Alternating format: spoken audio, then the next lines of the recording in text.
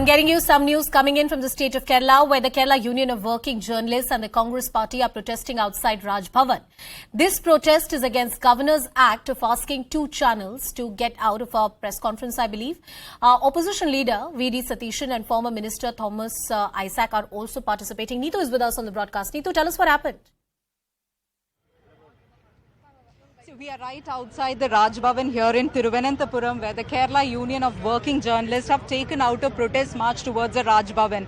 This is against the Governor's Act of basically asking two media channels, Kairali channel as well as Media One, to get out when he addressed the media yesterday. So this it's against this that the Kerala Union of Working Journalists are protesting outside here.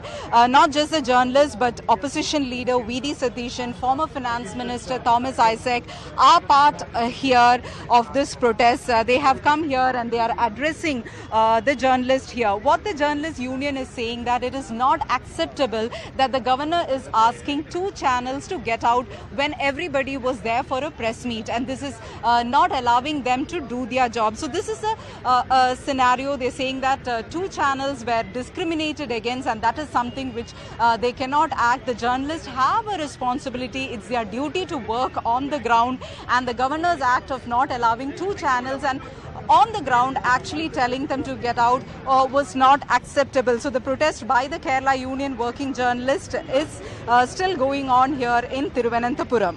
Neetu, I don't want you to name those two channels particularly, but I want you to give us a broader political context. What was the reason that the governor asked them to be out of the press conference? Why didn't he include them in the interaction?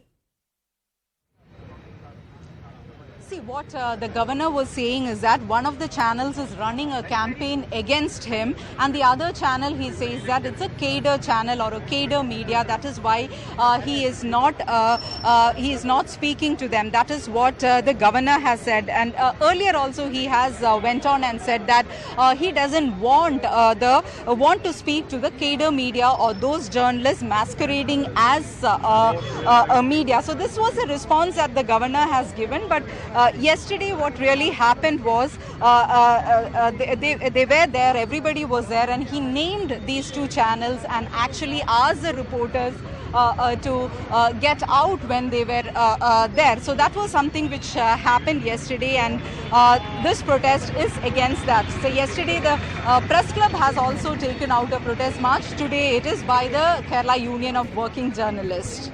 Neetu, the governor's office has been in an eye of storm, whether it's a direct conflict with the chief minister's office or, the entire controversy around the university appointments, and now this.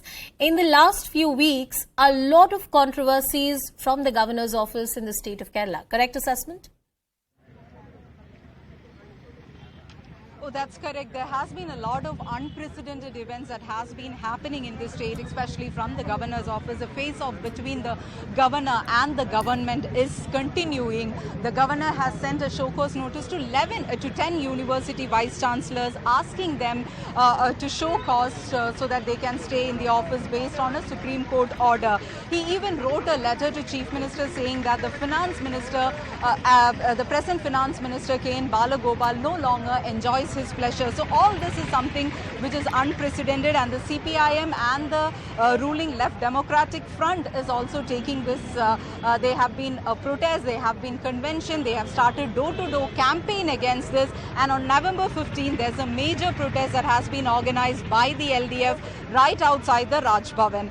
But between the governor as well as the CM, between the governor as well as the CPM leaders, this face-off is still continuing. Thank you, Neetu, for getting us that update from the ground. And face-off of the governor's office on multiple fronts with different power centers in the state. Interesting developments there.